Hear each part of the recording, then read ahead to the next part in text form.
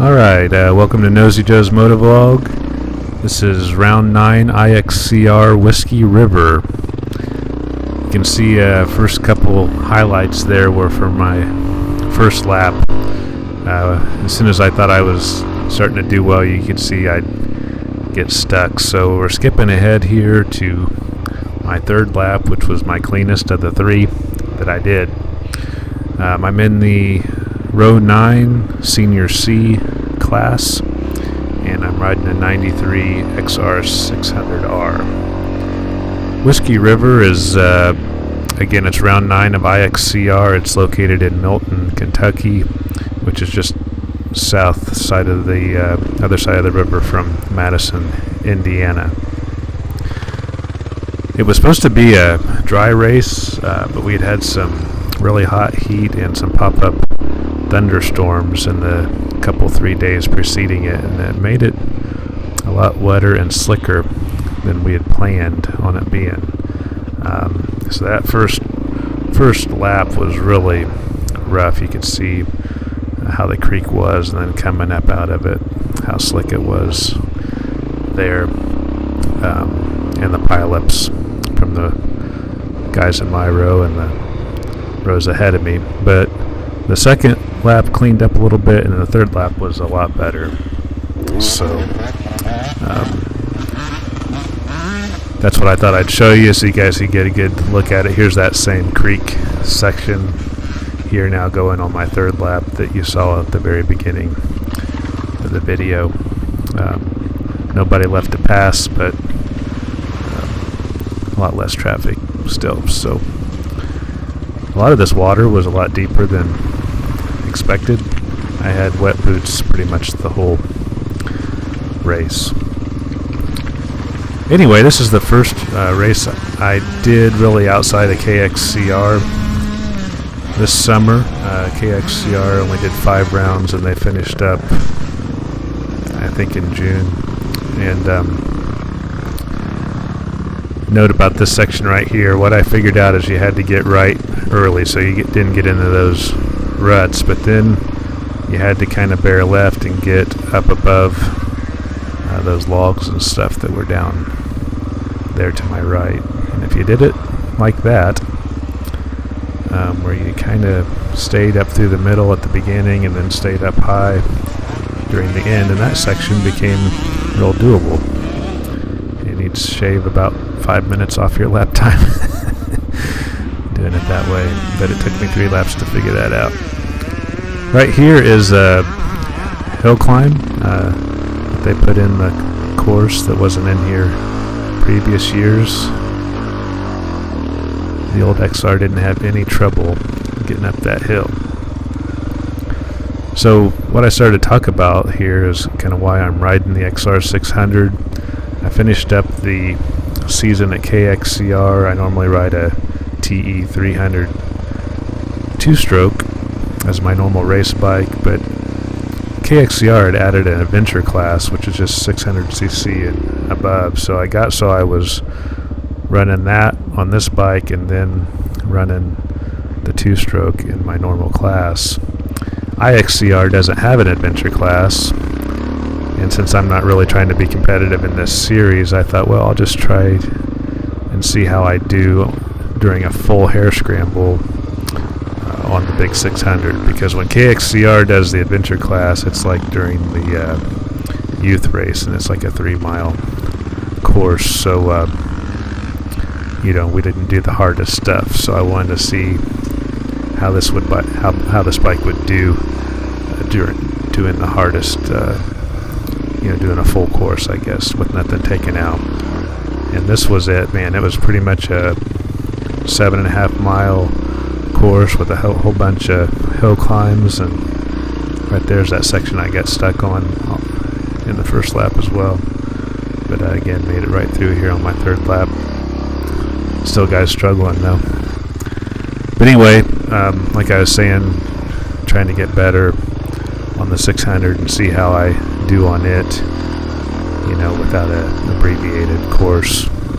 And I think really riding the 600 would make me a better rider on the 300. This is a kickstart bike, so I don't have the advantage of just quickly restarting when I kill it.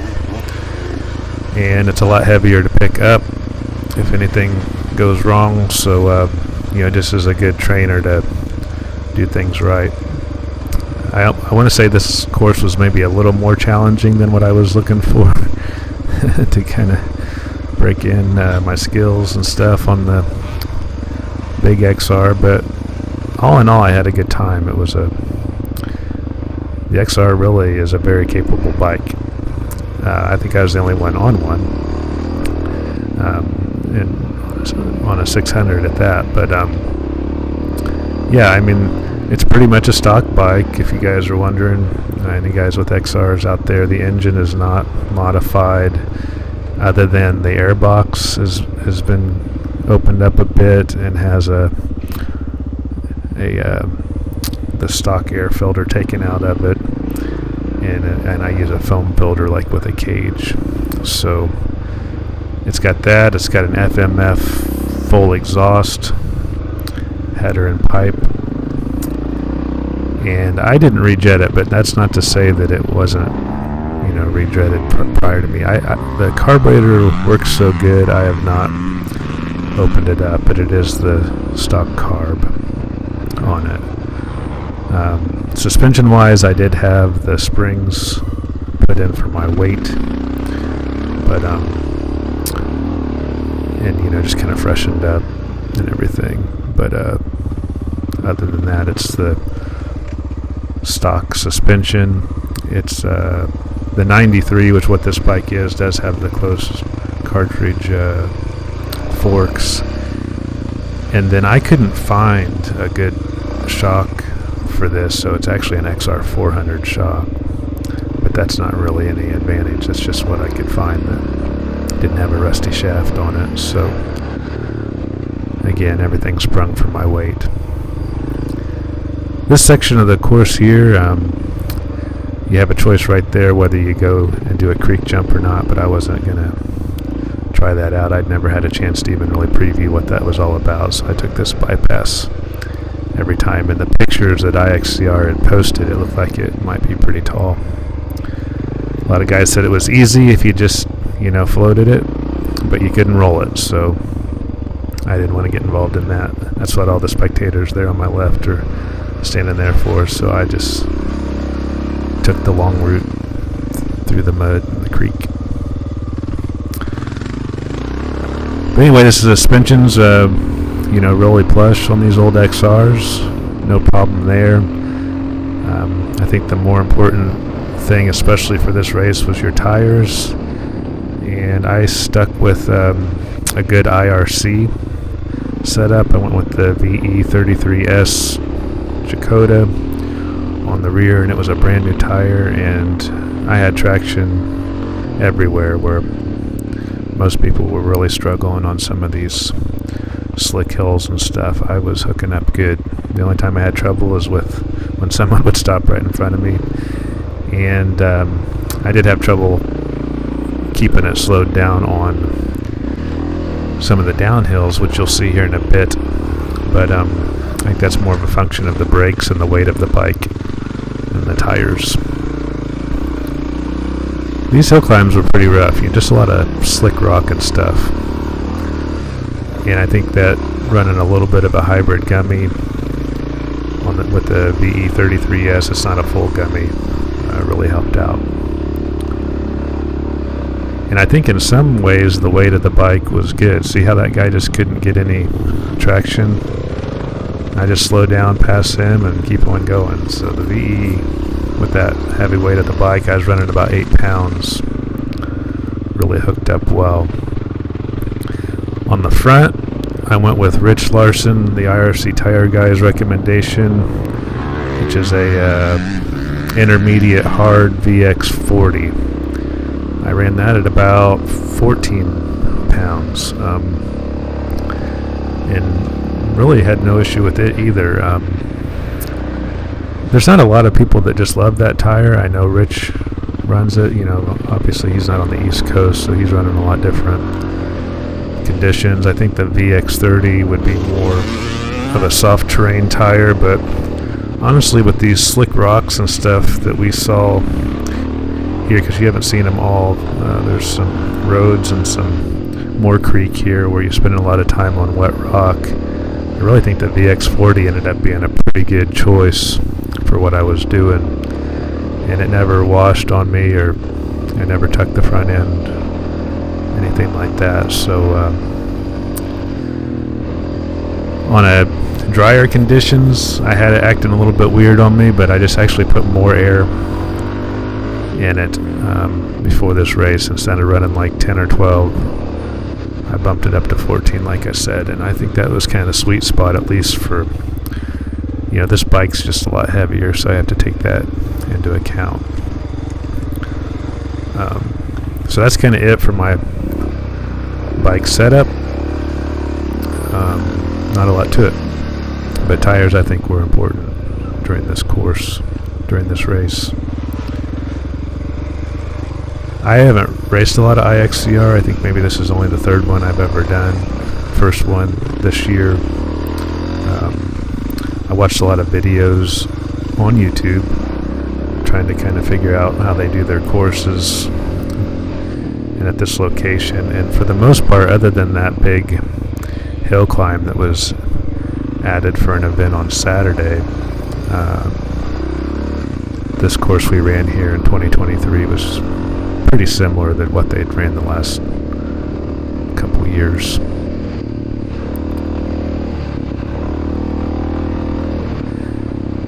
It's a combination of, you know, really kind of fast open stuff like this you see here, with a lot of elevation, both uphill and down. The XR is real stable during the fast stuff. You know, of course, there's guys like that are a lot faster than I am, but the bike does well at speed. I think that's why it was a pretty popular, especially West Coast bike.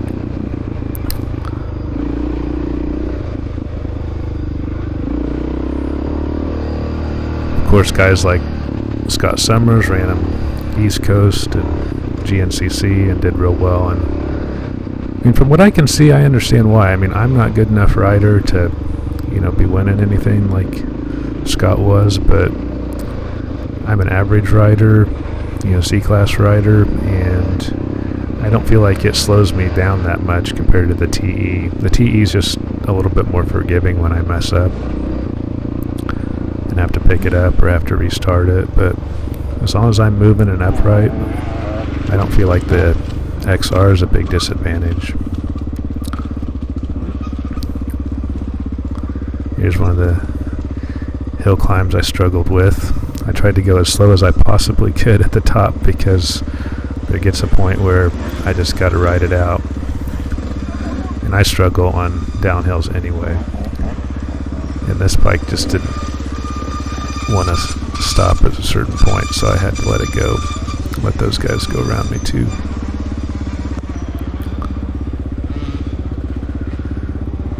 I kind of lined it up where I thought if I got out of control here, I wouldn't hit a tree, but then this guy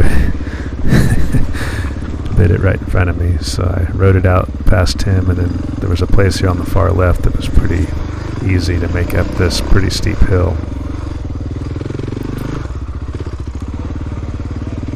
And I think I kill it. Yes, I kill it. Which was odd of me, because I was in first gear, but oh well. Trick here is you just got to find top dead center, and then put everything you got in it, and fire it right back up. This is, after you get up here to this fire road, you think you can really go, but I mean, it was slick too. I mean, there was it was like it was kind of solid rock that you were riding on, kind of mixed in with some mud.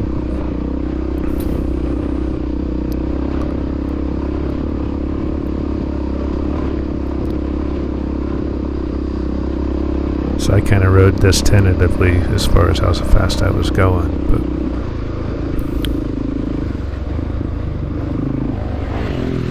and then you get into kind of a nasty downhill up here, up and to the left. Off camber. through the trees.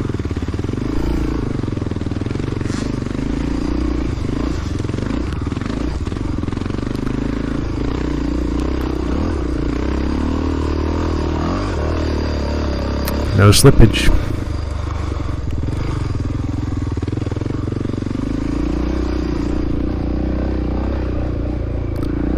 What's interesting about how the XR climbs is I just need to get it squared up. So if I can get squared up to the hill,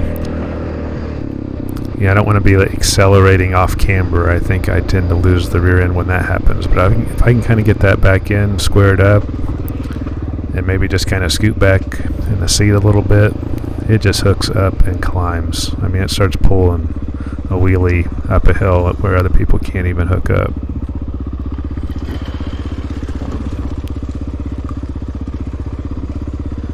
This is the other downhill I really hated. I think I hate this one the most. In fact, yeah, because something bad's about ready to happen up here. See, I think I got this guy on my left, and so I know that I can't just change lanes because he's right there, but then I start to lose control right here about how fast I'm going. And I got this guy going real slow ahead of me. Oh.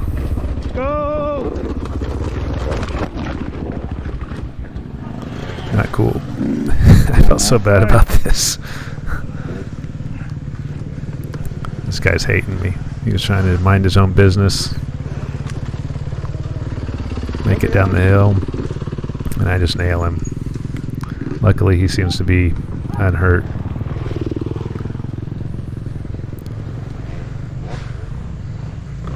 But man, I tried everything. I was all the engine braking the 600 could do. I was on both brakes, and I was just sliding.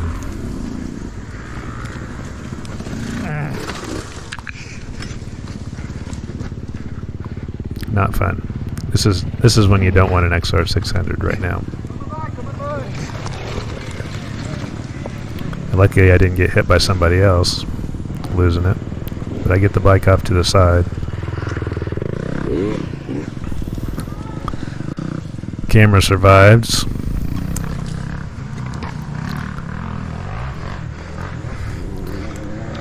And then I get the smart idea to not worry about trying to kickstart it, which actually was smart. See what I do here. I pull the compression release, then I put it in first gear and bump start it. And that's how you do that.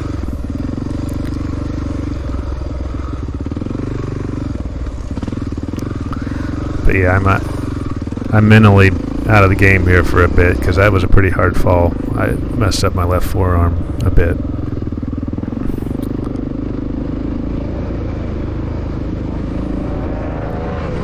No brakes though, and I'm glad that guy I ran into didn't get hurt. If he's out here watching this video, I apologize. I froze up. I know I should have probably went left and missed you, but I thought that guy that was on the hill with me was in the left lane, so I didn't want to take three of us out.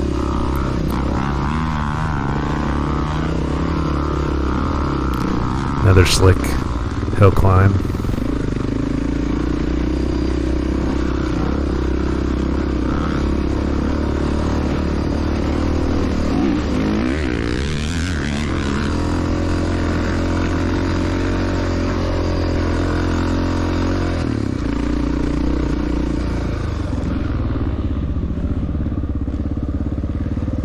That sign said mile 6 back there.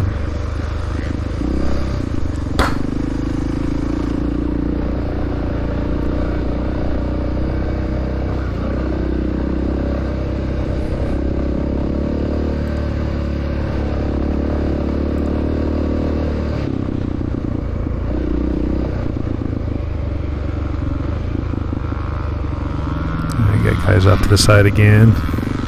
He's getting towed back by an ATV.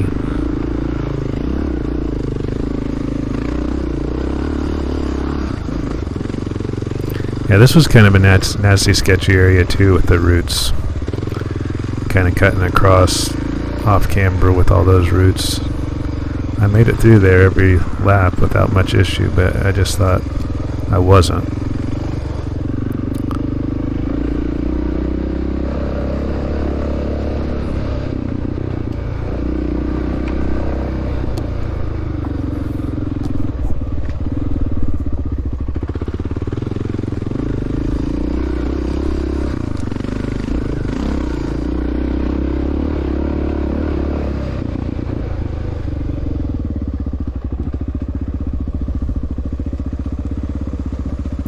This downhill here wasn't as bad as the other ones. It kind of levels out before too long.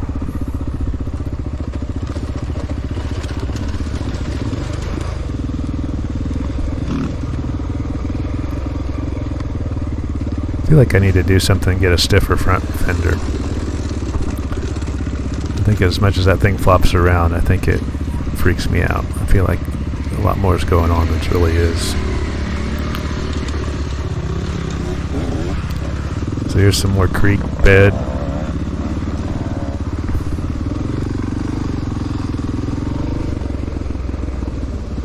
Take us up and then back into it for a bit.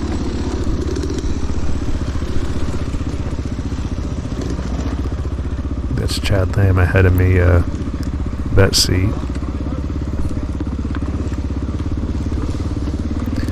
I keep the idle kind of high on this bike so I don't kill it easy, and I just kind of idle through this stuff and let the big old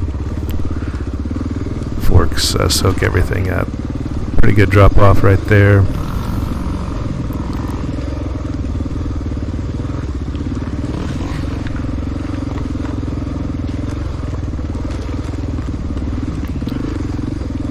But yeah, that right there, that's where those tires really, I think, pay off. I mean, I didn't go real fast, but I wasn't slip sliding everywhere like a lot of guys were. Just able to ride right through it cautiously.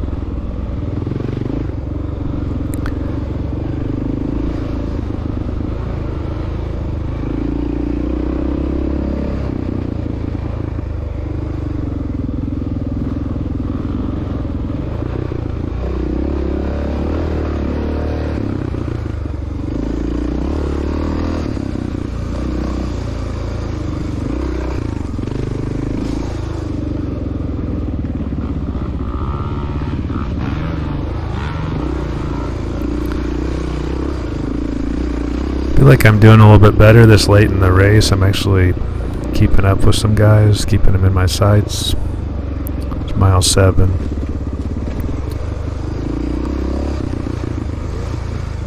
It's helping my overall. My lap times, like I said, I just got 3 laps. My first lap was 40 minutes. And, you know, I understand that because I'm sure I spent 10 minutes in pile-ups, tipping over, and then struggling to get the bike restarted. And then my second lap was like 34 minutes, so I did a 6-minute improvement. Had a couple mess-ups, but nothing major. And then this one dropped down to 30 minutes here, so I really felt like I had another lap in me, but this was a 90-minute race, and I came in at 1:45, an hour and 45 with those numbers, so they gave me the checkered flag. But I had the energy, and that's just one thing I noticed with the XR. I do feel better. I think it's because of the plus suspension. I'm not as beat up and as worn out riding it. So I think I could go longer in time on the 600 as long as I'm not picking it up or kickstarting it too much. Yeah, I'm not keeping up with those guys.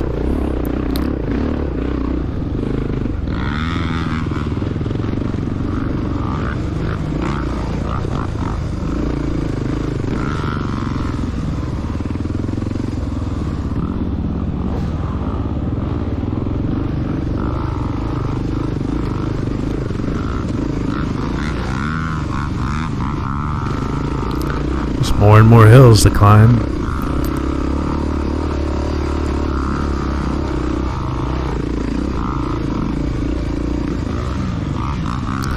I gain distance on these guys going up the hills, seems like. Or shorten distance, I should say. Shorten the gap. You even pass them sometimes, look at that.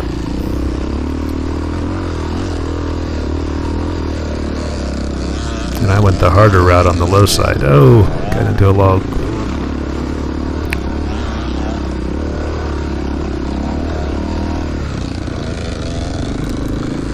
These guys are probably wondering, what in the hell is that guy doing on that big 600?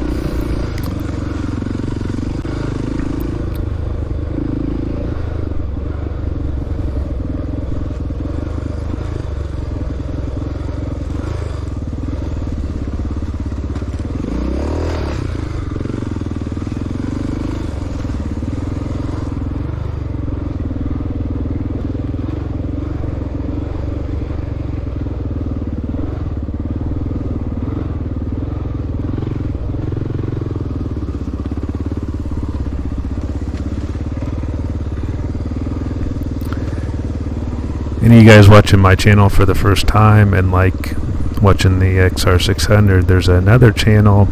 He's not really active anymore, but he's called Fast Guys Slow Bikes, I think it is. And he's a really fast A rider. I think he's kind of southeast part of the country, and he rides some XR600s, some XR650R. I think he even might ride a 650L if I'm not mistaken, and hair scrambles and does very well. So if you want to watch somebody ride these bikes fast, look up his channel, Fast Guys Slow Bikes. This would just be Slow Guys Slow Bikes for me, but I'm having fun. I've always liked the Honda XR. I grew up, that was my first real dirt bike, was a Honda XR80. So this is what I like to ride when I'm not being too serious.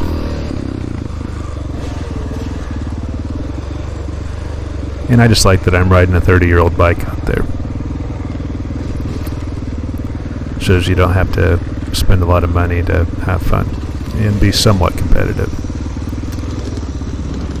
There's Chad Lamb again. He got back up with me. He's on his fourth lap, though, I think. He's a lap ahead of me.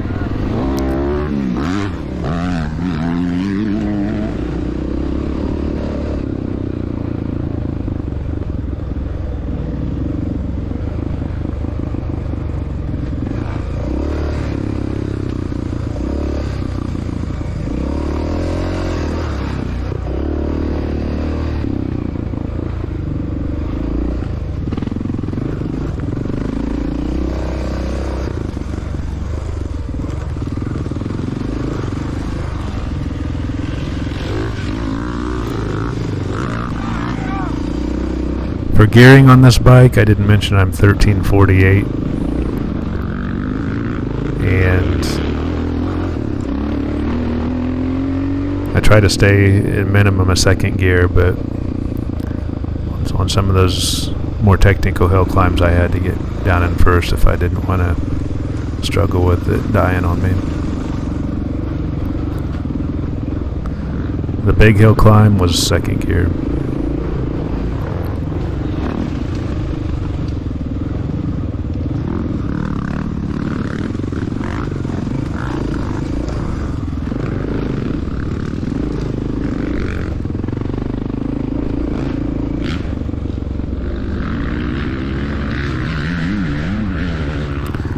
And then when I get out in these more open places, I can get into at least fourth gear. bike's just a 5-speed transmission. And with that, I'm headed back in the timing, finishing up my 3rd lap. Anyway, I plan to do some more races on the big XR. If you guys like this type of thing, keep following my channel. Have a good one. Later.